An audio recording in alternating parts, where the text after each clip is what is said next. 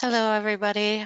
We are going to get started shortly. We're just going to give people a couple more minutes to join, and so we're glad that you're here, but we're going to just wait a few more minutes.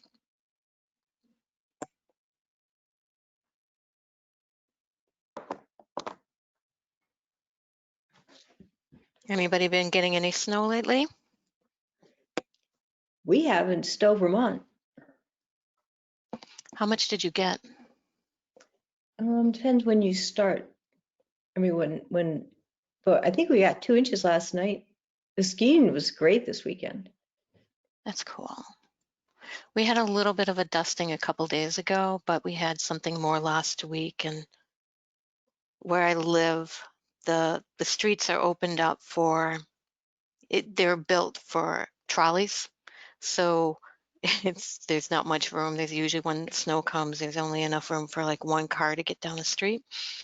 And so again, you see cars that have a drift from the snow plows where it's maybe Wow. about 2 feet up on their car, and it's like, really, you haven't moved your car yet? It's been a week. So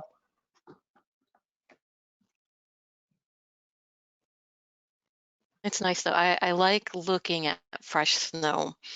I like looking at the trees with the snow and the icicles hanging from them. It's really picturesque.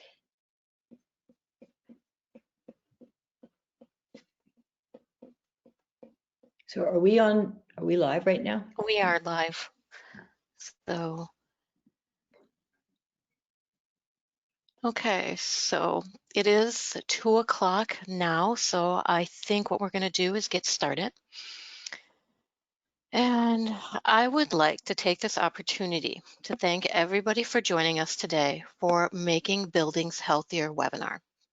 My name is Erica Ziino. I am a member of the marketing team with Condair and will be your moderator this afternoon. Before we get started, I'd like to address just a few housekeeping items. If you haven't already, please take a moment to mute yourself. This presentation will run approximately 45 minutes, followed by a 15-minute question and answer session. During this presentation, if there are any questions, please feel free to place them in the chat section.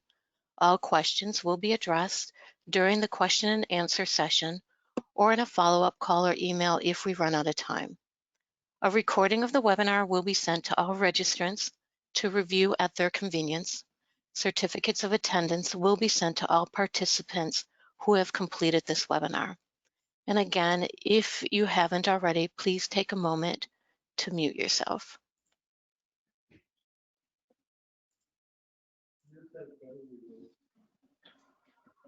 This webinar will take a deep dive into how indoor environments can be managed to protect yourself and others from respiratory viruses and other infectious microbes. Buildings are essential shelters, often contribute to the spread of infectious diseases and other occupant illnesses in a surprising way. Insight gained from COVID-19 pandemic revealed the clear need for properly managed indoor environments. Some takeaways that you can expect to learn are how buildings affect our health, how an enclosed space can influence the spread of viral disease, why viruses thrive in dry conditions, the key roles of humidity and temperature in making your building healthier, and the best practices and products to improve your indoor air quality.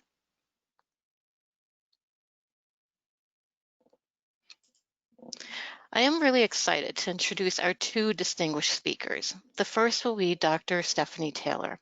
She received her MD from Harvard Medical School. She later returned to obtain a master's degree in architecture and engineering after becoming increasingly concerned with the role hospital buildings played in the acquisition of healthcare-associated infections by patients during their inpatient treatment. She is the founder of Building for Health and Taylor Healthcare Consulting. She is an ASHRAE Distinguished Lecturer and is on the Epidemic Task Force and Environmental Health Committee. She is also the medical advisor to Condair. Stephanie, welcome to the webinar. Thank you so much. Our second speaker will be David Ball. He is the Northern Regional Sales Manager for Condair, formerly known as Nortec Humidity.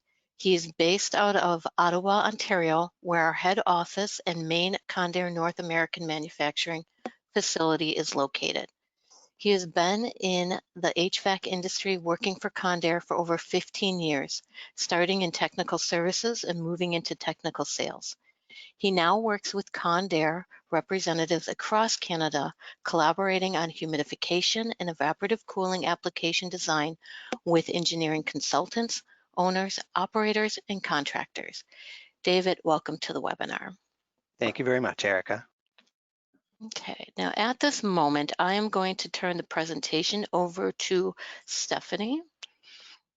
And it'll be just a moment. There might be just a slight pause.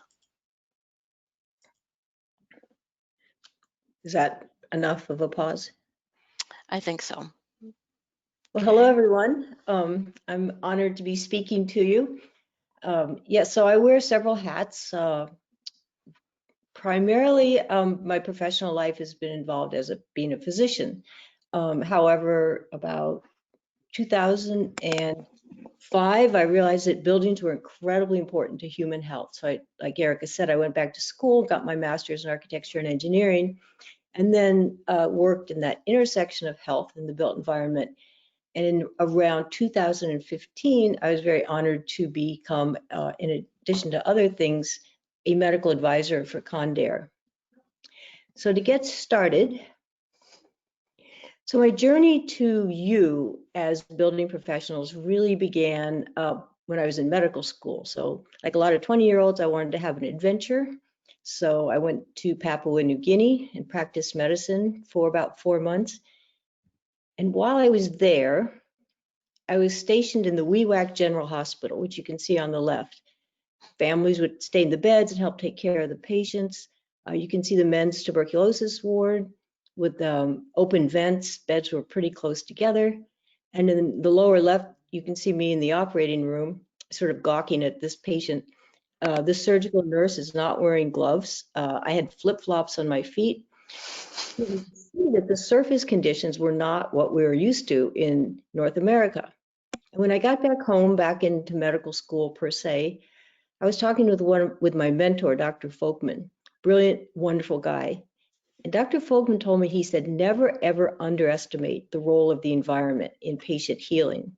So whether that patient is in Papua New Guinea or in North America, or if that person is just an occupant in buildings, we can never forget about the important role of the environment, and specifically the indoor environment in human health. So while in New Guinea, you can see what the conditions were like. The surface hygiene I thought was a little bit questionable. And then in this country, if I can advance the slide, Erica, it's not working. Oh, but in this country, you know, where things look a lot more sterile, going into the hospital is a really dangerous proposition. It's one of the leading causes of death in our country, and that's primarily due to healthcare associated infections, or infections that patients get from the hospital environment. So as a physician, I needed to understand the building better, which is why I went back to school.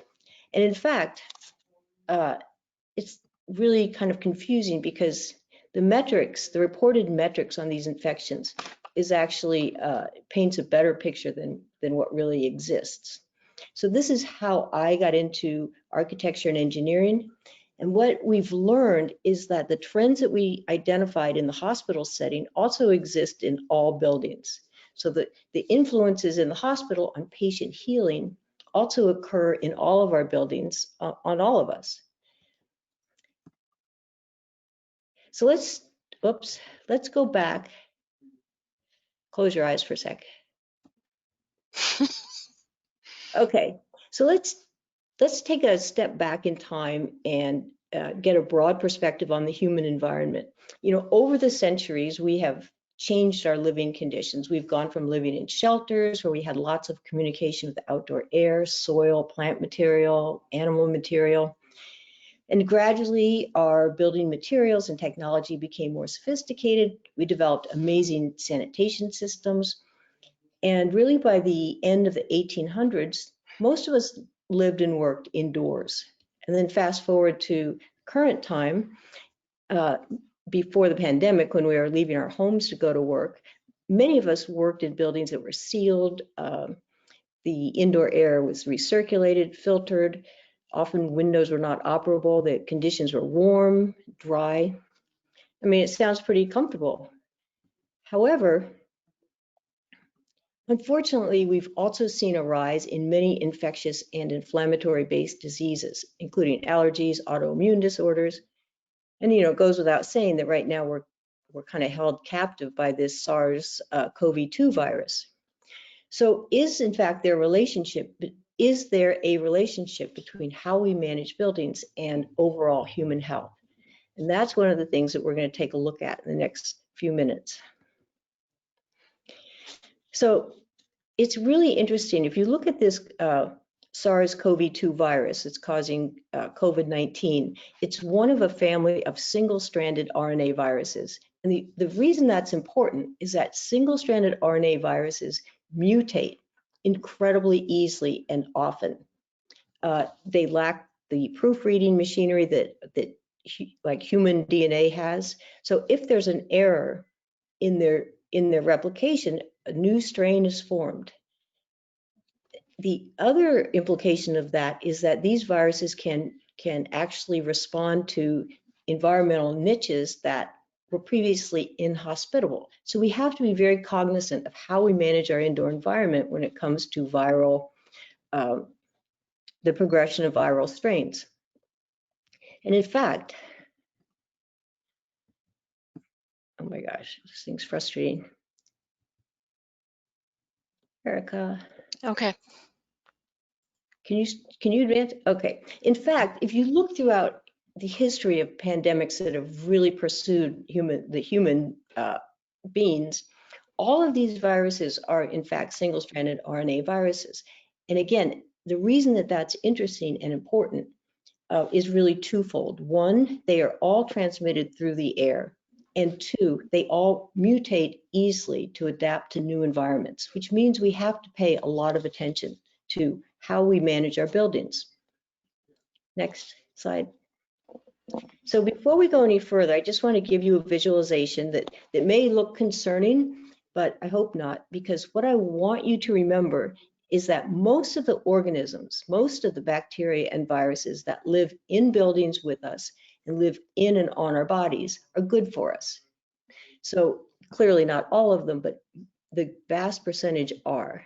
So Eric, if you would start this, please. Okay, it might just pause a second. There you go.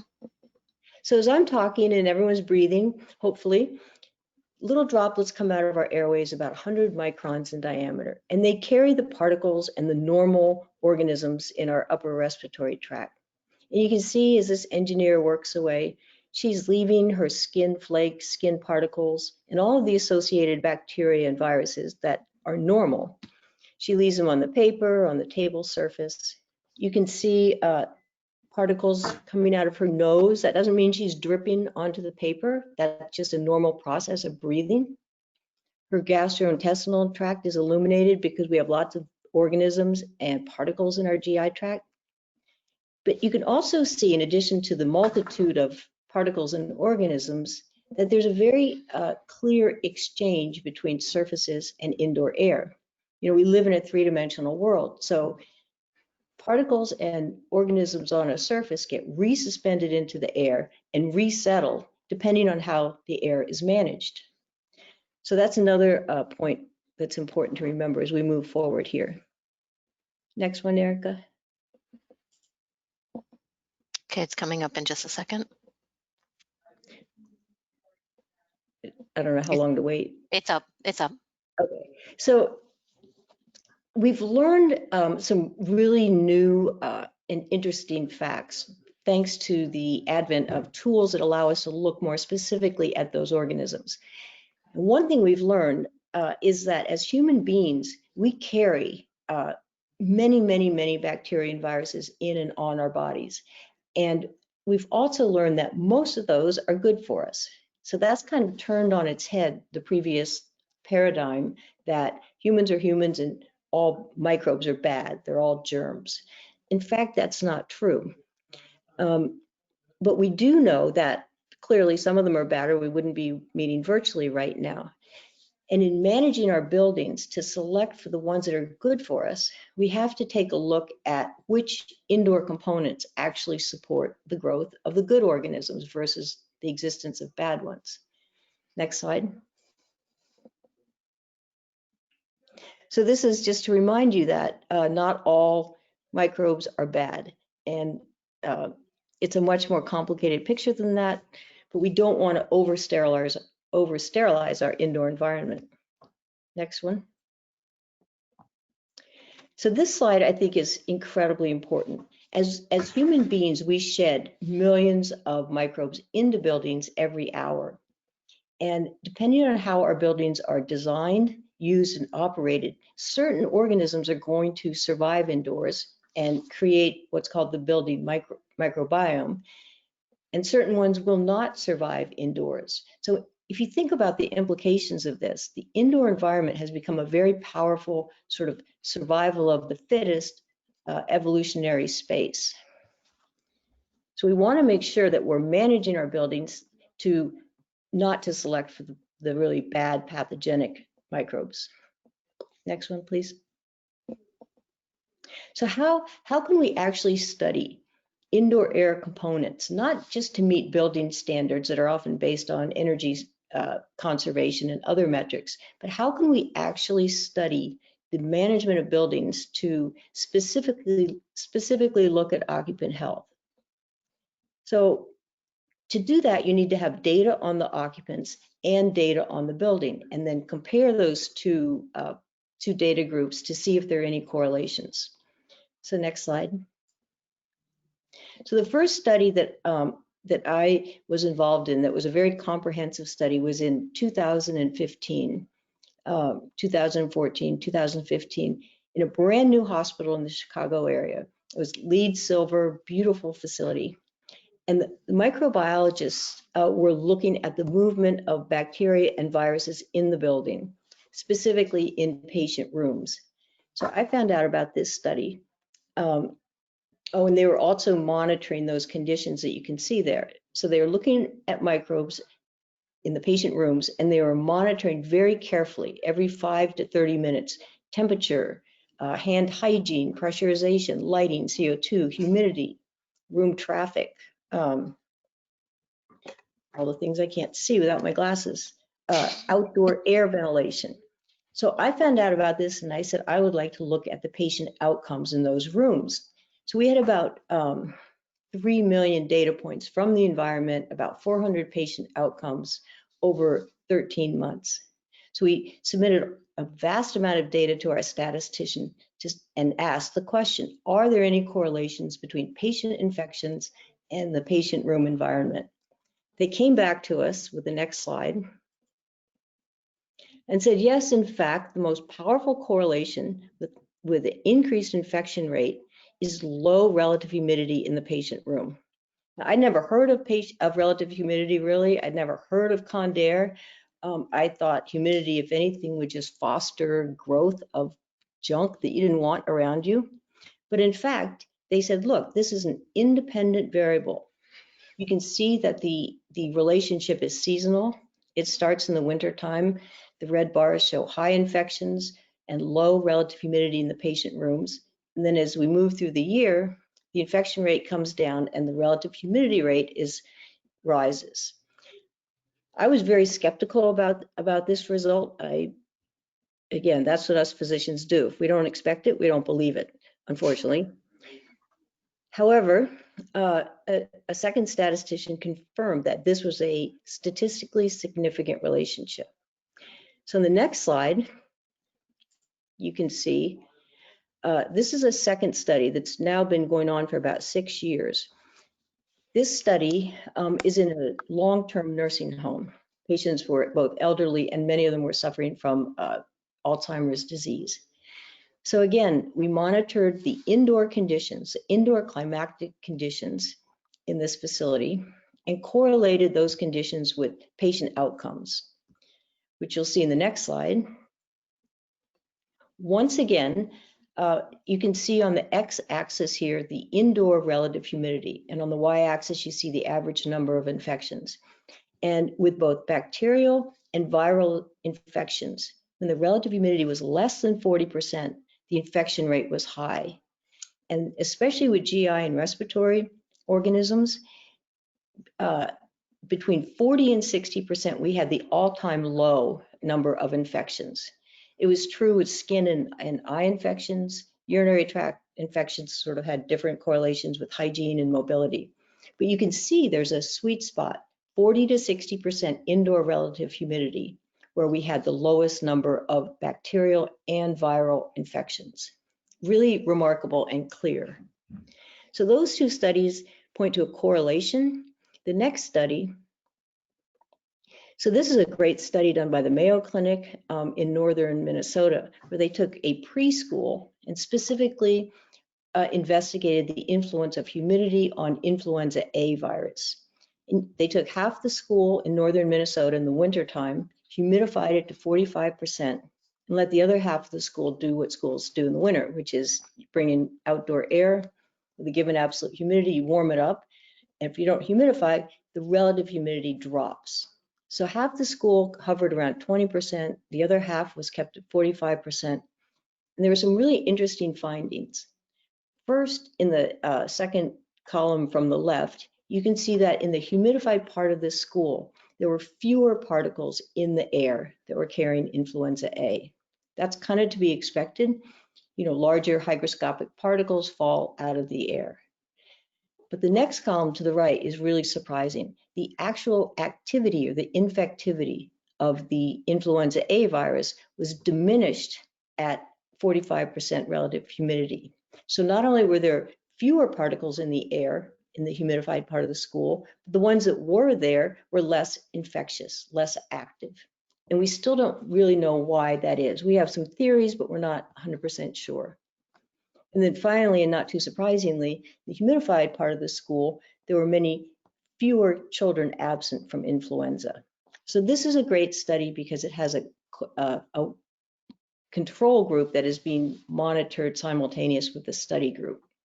So this is a very good conclusive study that's been repeated in other schools with the same findings. Next slide, please. So that was influenza A. So what about the coronavirus? So this is a study with the SARS coronavirus, looking at inactivation of the virus in a laboratory setting as it relates to humidity levels and temperature. So the top line, the black line, shows cold temperatures with a relative humidity varying from 0 to 100%. The blue line is comfortable temperature, and the red line is way too hot. But at all of these temperatures, you can see that between 40 and 60%, at really 50% relative humidity, we had the fastest inactivation of the virus. So this is, again, a very well-controlled laboratory study. Next slide. So we can look at specific buildings and we can take lab studies, but how do we apply these findings to a broader base? So this is a paper that's just coming out in PNAS, Proceedings of the National Academy of Science, of a study I was doing with a group at MIT, where we looked at indoor climatic conditions in 125 countries. And we analyzed the number of new COVID-19 cases and deaths. And in our statistical analysis, we isolated all the variables that we could get data on, such as age of the population, comorbidities, government spending, testing.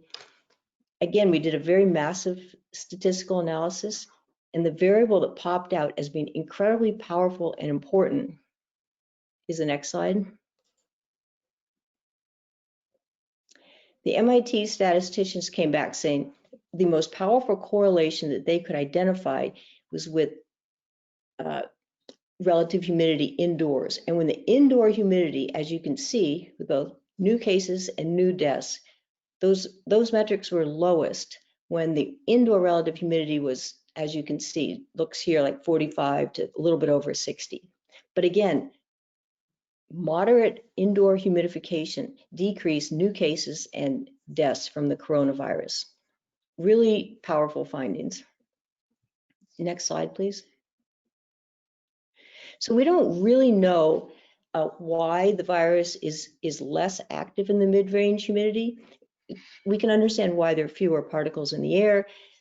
It ends up that our immune system is also supported, but our thinking about why the virus is actually less infectious has to do with the concentration of salts and proteins in the mucus droplets that come out of our airways. So the droplets come out 100 microns in diameter, and in mid-range relative humidity, which is the good range, those droplets shrink to a certain point, and the other components of the droplet reach a concentration which inactivates the virus. If it's a drier environment, those little droplets shrink quickly, they desiccate quickly, and the salt and protein concentrations rise fast, and we think they actually preserve the infectivity of the virus. So that's our best hypothesis for that part of the impact of humidity. Next slide, Erica. So a third component, so fewer particles in the air, the ones that are there are less infectious. And we now know conclusively after some amazing research by Dr. Iwasaki and her postdocs at Yale, that the human immune system, the respiratory immune system, is impaired when the relative humidity is less than 40. So she looked at genetically engineered mice that have the same immune response as humans to influenza A, and she found that at 20% relative humidity, the respiratory immunity was impaired, was harmed. And yet when those mammals existed at 50% relative humidity, their immune system was robust and healthy. So not only does relative humidity clean the air and decrease infectivity of viruses, it supports the human immune system. So 3 reasons that we definitely need to humidify. Next, Erica. And it's not just our immunity that is impacted by dry air. When you exist in 20% relative humidity for 6 to 8 hours, your body becomes about 1 to 2% dehydrated. You're more tired, your hand-eye coordination is diminished, your concentration is impaired, your eyes begin to have excess tearing and irritation, your respiratory system is affected, and your skin actually has impairments in the barrier against outside antigens and proteins. So our whole body does not do well in low humidity conditions. Next. So you may be familiar with the Stirling-Avondale chart from 1985, and Dave has a copy of that in his part of the presentation. But if you look at relative humidity from 0 to 100%, again on the x-axis, and then on the left, on the y-axis, you can see the activity of different categories of viruses and bacteria. And then below that, you can see studies on human well-being. And with both bacteria and humans, 40 to 60% relative humidity is the optimal range to decrease the bad microbes and to support human health. So I've begun to believe that Mother Nature gave us an opportunity to survive against pathogens with this mid-range humidity. Next. So to summarize the 3 different ways that 40 to 60% relative humidity helps protect us from COVID-19. Number 1, on the left, it supports our respiratory system immunity. It decreases the float time, the time that viral particles are in our breathing zone. And thirdly, in dry air, we have more infectious viruses in those droplets. So those are the 3 very clearly identified avenues through which humidification is beneficial. Next one. So this data is so clear that we finally petitioned the World Health Organization. So the WHO World Health Organization mandates different ventilation rates and different indoor air components, but they weren't discussing humidity. So 3 of us physicians, and now with over 4,000 signatures, we petitioned the World Health Organization, and they finally acknowledged the benefit of indoor relative humidity. But we'd love to get more signatures on this petition so that moving forward, this will be a more clear mandate in buildings. So please go to our website and sign the petition. Next one. And another bit of really interesting attention was brought to the benefits of humidification by Leah Binder, who's the president of the Leapfrog group. And she published this blog in Forbes talking about humidification in this zone is very beneficial in decreasing viral illnesses. So you can check that out, the links at the bottom. Next slide. So, you know, with all the devastation from this pandemic, if you look for the silver lining, it has clearly reminded us that buildings are shelters. So back in the old days, buildings kept the rain and the snow off of us. They kept us warm. Then we focused on sustainability, especially with the oil embargo of the 1970s. But COVID-19 has clearly and conclusively reminded us that we need to manage buildings for human health as well. So next. So we've kind of moved from a paradigm of focusing on, you know, low energy use, which is still very important. ASHRAE talks about occupant comfort, which again is important. And we obviously manage buildings so that they look nice, so that they have a high real estate value. But next click.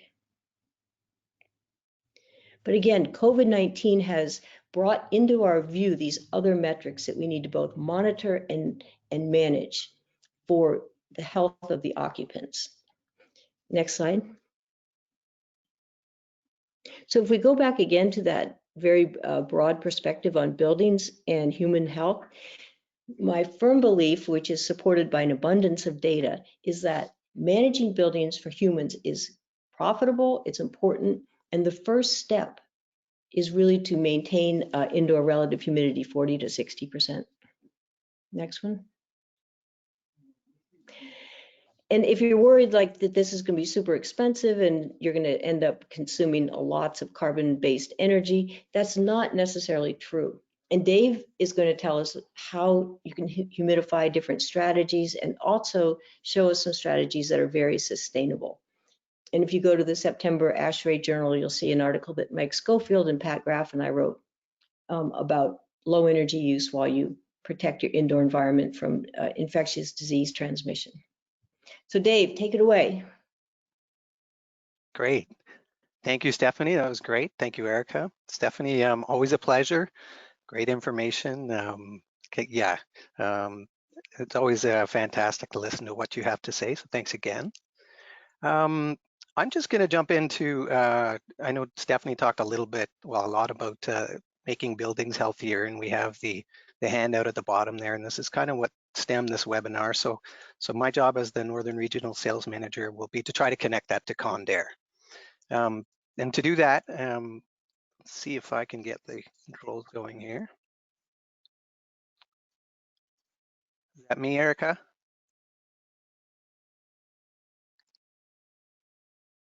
Yep, it moved forward. Okay, we'll try that. So after Stephanie's presentation, you can see and understand a lot of the why we humidify for healthy buildings and healthy people and processes, product quality control. So I'm going to kind of go through a who, what, when, where, and you got the why, so, and cover a little bit of the how for my presentation here. So who humidifies? And that's Condair. That's kind of the goal for me here today, is just to share who Condair is. Condair's been around since 1973. These are all the people, the amazing people in Ottawa. That's okay, that's perfect. That's just the facility in Ottawa. There's also a facility in Sturtevant, Wisconsin, which is where Erica is located out of. And I just thought I'd go through quickly the difference. I mean, we mentioned it before, but it still does come up. People do ask me who Condair is from time to time, and I just say it's Nortec, and then we get to go on from there. Everybody knows Nortec and the Nortec name, but I think now that it's been a minute since the change, people are definitely understanding who we are as Condair.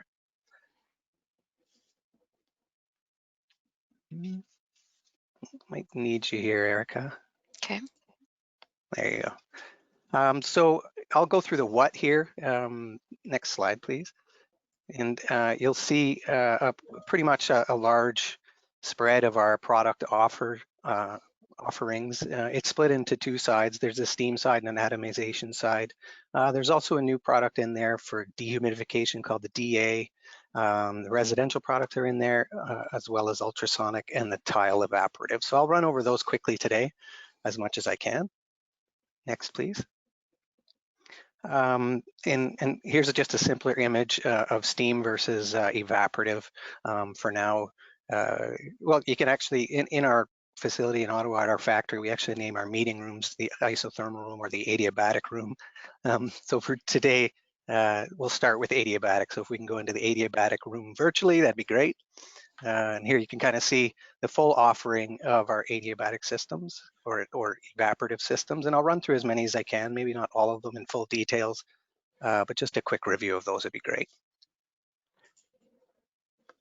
Some quick theory here. So if you know evaporative or adiabatic theory, isothermal humidifiers need to get or use energy from gas or electricity to create steam, whereas evaporative humidifiers or evaporative coolers use energy in the air to change water from liquid water into vapor.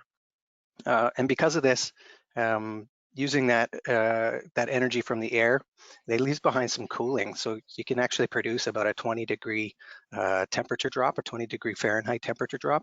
So for every pound of adiabatic humidification added to the air, you remove about 1,000 BTUs of heat, which means about 12 pounds of water added is about a ton of cooling.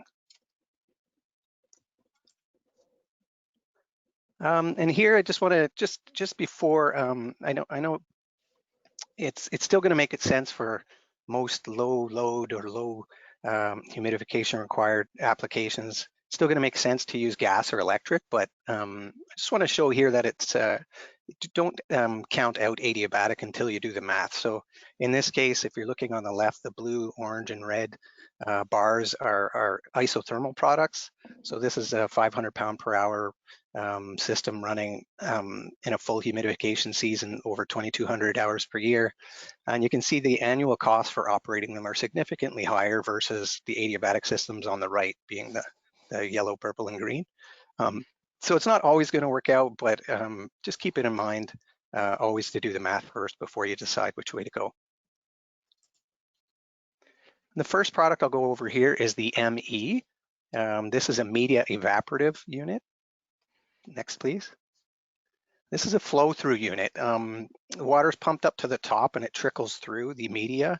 What's special about Condair's ME is the hydraulic unit. At the bottom there, you see the blue unit. The next slide, please. This hydraulic unit is, it has up to 5 individual low voltage pumps that offer staging and redundancy, if you will. And it can even be changed by hand by somebody like me. Very simple to do. So if they do fail after their 50,000 hour lifespan, you just run in and you can change those out. They're great little pumps, all very low voltage.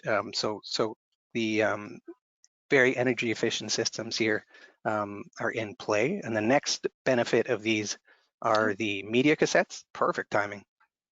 Yeah, you're in my head. That's great. So these media cassettes come with this fully packaged product. They're very easily changed. You can kind of see there's a tab on the back there, so a tech or anybody could just lift it off and put it back in place. So nice and easy to change every 3 to 5 years, dependent on your water quality.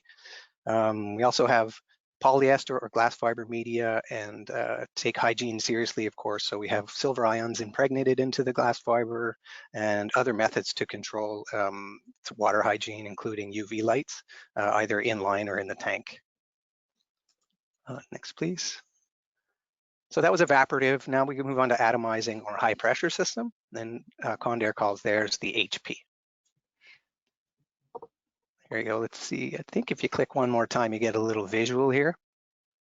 So this system is a high pressure pump, can be directly installed into a room or a space, or in this case, in an air handler or a duct. So you have a high pressure pump that delivers 1,000 PSI water to a valve block right against the air handler wall there. From there, it'll stage to a nozzle grid and atomize the water. And if it gets absorbed in the airstream, that's great. So we have our humidification and cooling, and anything that doesn't get absorbed hits a mist eliminator to prevent any sort of wetting downstream, fans or filters, etc. Next slide, please. Condair, sorry, Erica, next slide. So Condair's differentiator is that we use a water-cooled stainless steel direct drive pump. Our competitors use an oil-cooled belt-driven pump, so they require a bit more maintenance. We also provide a fully packaged RO system, if required, with any sort of options with that package versus a competitor, or we can actually hook up to an existing RO unit if needed as well. Next slide, please. And another benefit, of course, with this system is that because it's a high pressure pump, it just delivers that water at 1,000 PSI through a line. So you can bring that line to your primary zone, and then as long as you have capacity in the pump, you can bring it to auxiliary zones after that. So you can have one pump control, 5, 6, 7 zones as long as we meet that capacity. So that was atomizing, and now this DL is a hybrid of the two. So at first the ME was evaporative, and now we have the HP was atomizing, and now the DL is a hybrid of the two.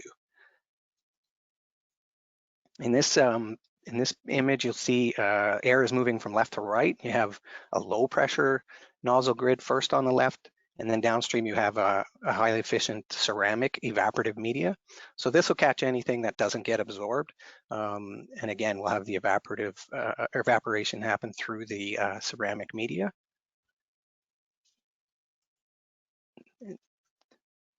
Yeah, very low pressure drop, highly controllable up to 31 stages, accurate control through the valve sequencing, plus or minus 2%.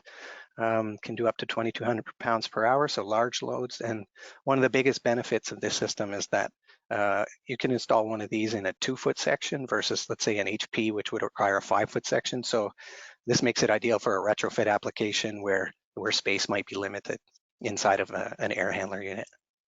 Next, please. We also have a patented hygiene system. This is just a silver ion. This is the only consumable inside a DL. It for 4,000 hours, it injects silver ions into the water just to control bacteria. And again, yeah, the only consumable. So the DL itself has very little maintenance requirement. The only real maintenance actually happens with the RO system, but other than that, the DL is standalone with a 15 to 20 year lifespan. Next, please. And those are on the higher end loads for adiabatic systems. And we have this offering as well. This is an ultrasonic unit. So this is really the commercial version of what, if you're at home and your kids are sick and you buy that little tiny ultrasonic humidifier from whatever box store and you bring it to your kid's room when they're sick and then you have to refill it. This is the commercial version of that. So from 7 to 40 pounds per hour, UL 998 rated. All the components in it are food grade, so it's considers hygiene and takes care of any hygiene concerns in that sense. If you don't have any demand for 24 hours, it'll do a purge and a dump. So that's the ultrasonic unit itself. Next slide, please. This unit also requires RO water, so it can be integrated with existing RO, or if you don't have that, we can offer a standalone RO system to use with that ultrasonic unit. And this that you see here is just simply wall mounted. And then the last ultrasonic product that I'll run through here is the new tile evaporative unit. This is a 5 pound per hour unit, ideal for schools and offices. Can be installed into a drop ceiling or just suspended from a ceiling as well. Very low energy consumption, which is the common theme across these adiabatic systems. So yeah, great for retrofits and can be run with a humidistat or without. So that's the what on adiabatic. So now I'll just jump into the what on isothermal, or the steam side of things. This is the RS unit. It's a completely packaged product, very easy to install. You only need electricity and supply and drain water for this unit. Next, please.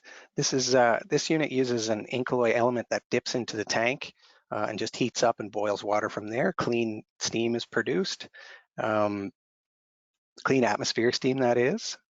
So another electric version I'll go through next does a little bit different, but next slide, please.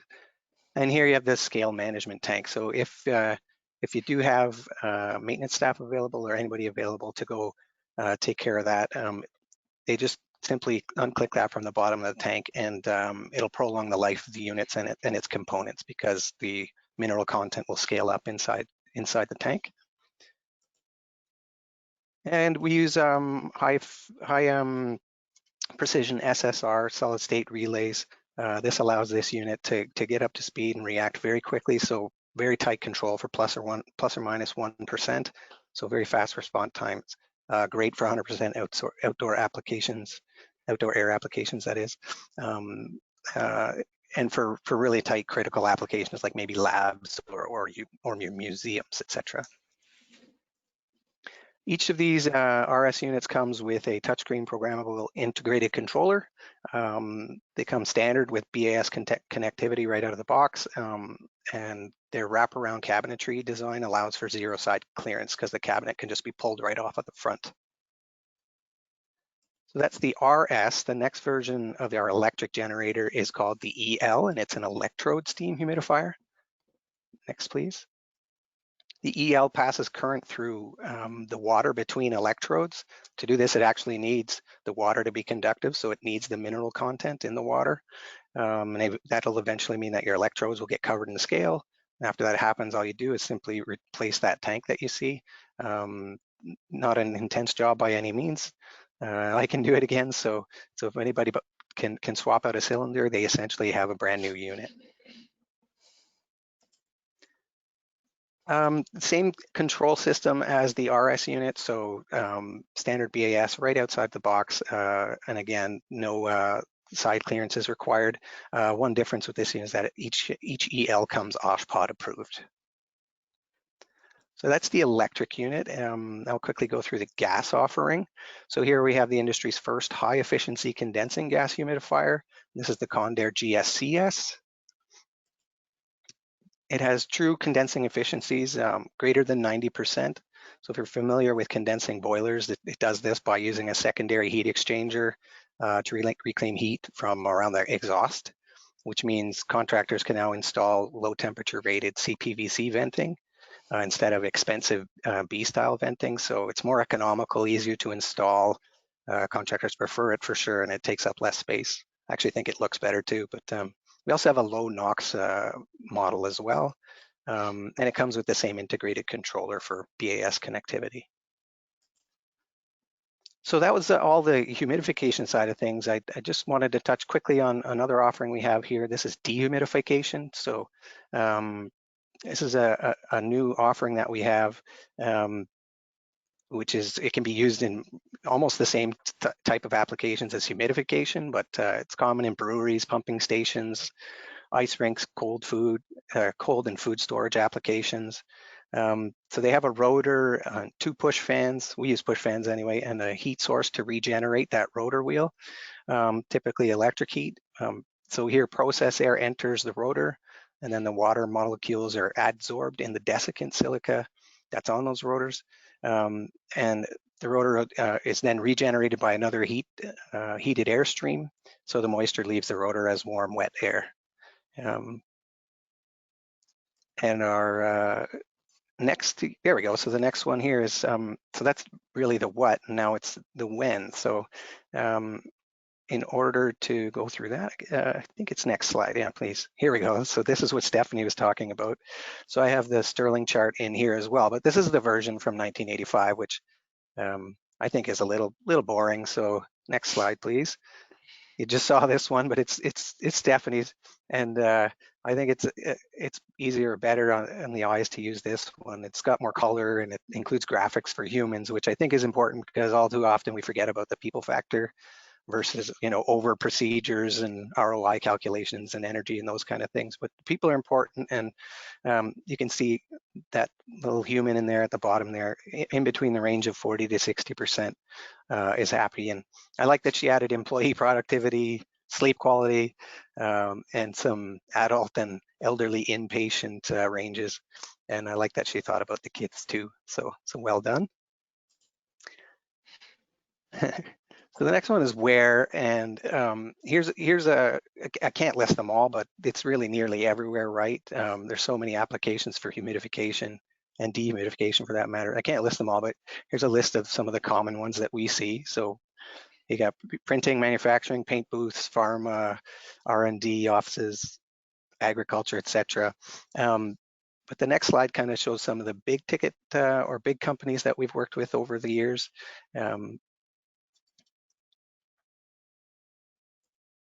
Oh, I'm sorry, I did that to you. So oh, it's okay. Yeah, right here. We'll just go here. So here you see all these companies that we're looking at that Condair's done some business with over the years as the leader in the field. Next slide, please. That's good. Yeah, that's fine. And then so we come down to the how, and the how that I wanted to just kind of go through was to go and use us. You want to humidify with Condair, we can help you with application review, design assistance, product education. Energy analysis is key now. We can do energy analysis for all the different types of humidification, whether it's isothermal versus adiabatic, those kind of things. So you can lean on us, lean on our rep network. We're a full line of humidification and evaporated cooling products. So we won't just steer you in one direction. We'll make sure that we give you the proper product for the right application. And last but not least, in addition to the Making Buildings Healthier handout that you can download there, feel free to reach out to us for other white papers, case studies, and referrals to help you with your next humidification product or project. So that's it from me. Thank you again very much, Erica and Stephanie. And from here, I'll pass it back to Erica and we can jump into our Q&A session.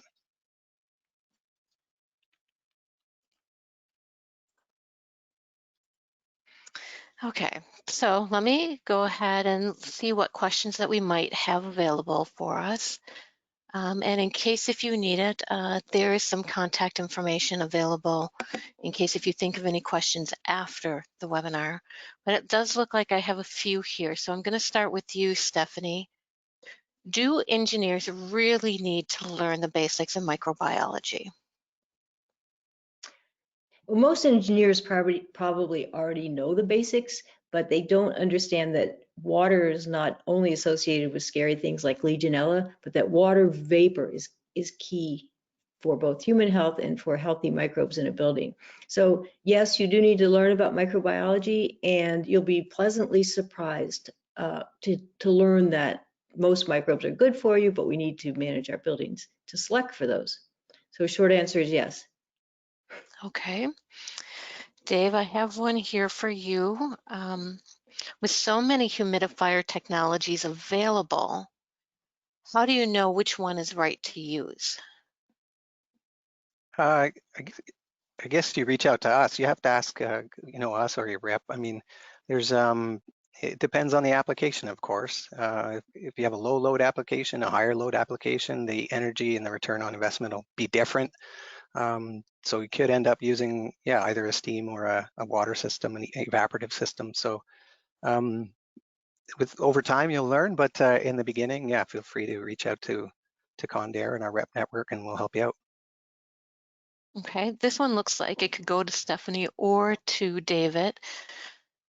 I think Stephanie though, how do I balance outdoor air ventilation in the winter in cold climates with building management strategies to save energy?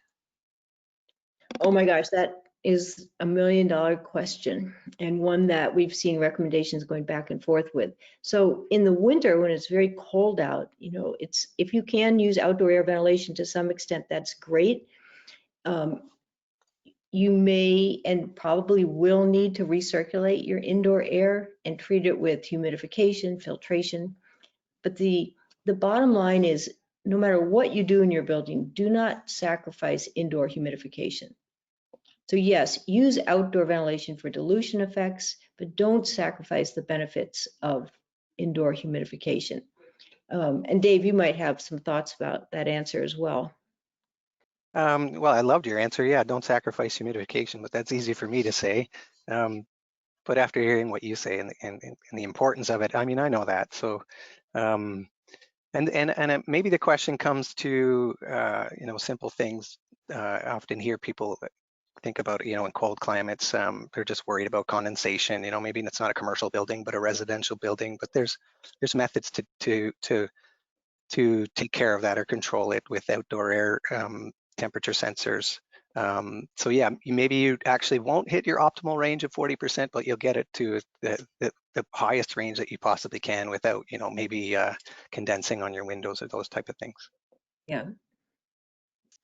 Okay, this one looks like it's for David. Legionella has always been a concern with humidifiers. So what does Condair do to safeguard against Legionella?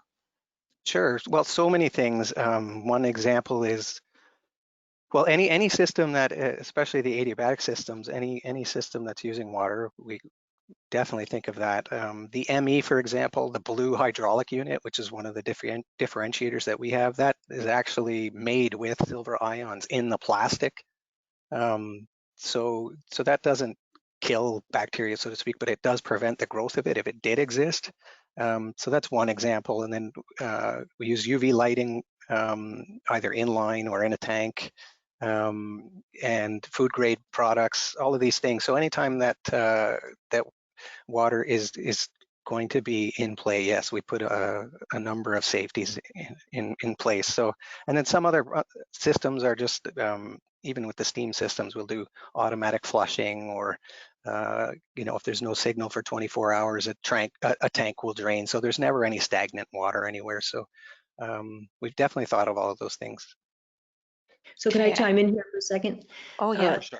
The Legionella is a biofilm, grows in a biofilm in where you have liquid water or standing water. And it's really important to understand that water vapor is not the same as liquid water, and it doesn't support Legionella growth in the vapor per se. So what you want to do is avoid standing water and avoid areas of condensation. Great. Okay, I have, it looks like another one for David. What are some issues or concerns to be aware of when dealing with humidifiers and evaporative coolers? Someone's trying to get the the dirty stuff, but I think one of the biggest issues, and I'm sure it applies with boilers and chillers and all these things as well, it is the water itself. So maintenance of the water is one of the issues that we kind of run across all the time. So, and this happens to, maybe your facility doesn't have, I won't say the best maintenance personnel, or maybe they have limited maintenance personnel, so they're just, they don't have enough time to run around to all these units, right? So maintenance is always an issue with any sort of water systems. So it kind of ties back to, I think, what Stephanie was saying, don't forget about your humidifiers. Don't just turn them off because they're tough to maintain when it's clear and evident that humidity is so important for so many reasons. So I think to answer that, I think one of the key things that you have to watch out for are maintaining them. Okay. Stephanie, how long does it take for dry indoor air to harm, like, for example, like your throat? Or, Oh my gosh, that's a fantastic question. So studies on the cells that line your upper respiratory system have shown that within 15 minutes, the cell membranes are damaged by low humidity. So, that's in a lab setting, but just think back to you being on an airplane with very low relative humidity. The changes begin to occur within minutes. So no time is too short to humidify. okay. It looks like I have another one for you, which are all viruses and bacteria dangerous germs that should be eradicated? Okay, so whoever asked that question was playing on their phone. No, 95% of microbes are good for us. They're called commensals. We need them for digestion. We need them to train our immune system so we're not allergic to everything. We need the good microbes for our survival. It's only that 5% that are dangerous to us, and they tend to be the ones that survive in dry environments. So humidify. Oh, it's nice to have that reminder. So it looks like, okay, so it looks like I'm going to end the question with David. With this one, how do I know when to use an EL versus an RS electric unit? Oh, good question. I might have left that out as I was flying through the products, but if you have technical water, like reverse osmosis water, you'll need to use an RS unit because the EL, the electrode, will need the mineral content of the water. So that's one thing. If you have maybe very, very hard water, you'll look at using the RS, so the resistive element unit, versus the electrode, and that's because with overly hard water, the conductivity of that water might actually be too high for the electrode unit. So you'll have to use the RS and the scale tank collector. Other than that, there's a couple of other things too. Maybe if you have a tight control application, you'll use an RS because it can be plus or minus 1%, where EL tends to be plus or minus 3 to 5%. And I think that's about it off the top of my head. And then this is quick too, so if there's any other questions, by all means, yes, reach out to us.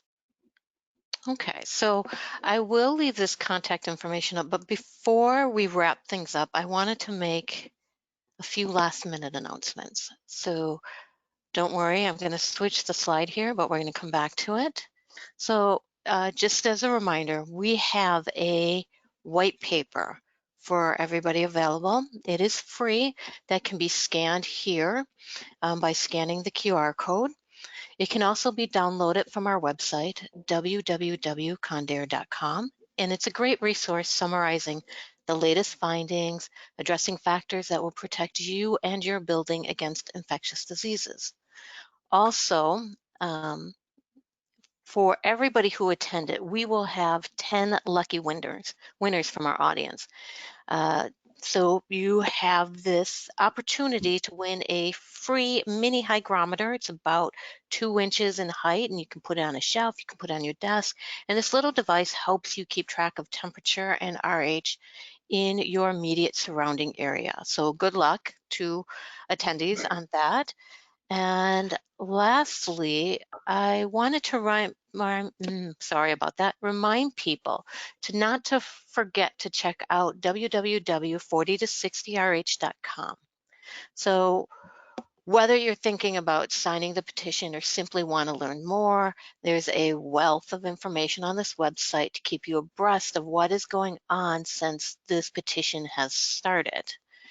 And to just go back, in case if anybody is looking for that contact information, I would like to thank everybody for participating in this webinar today.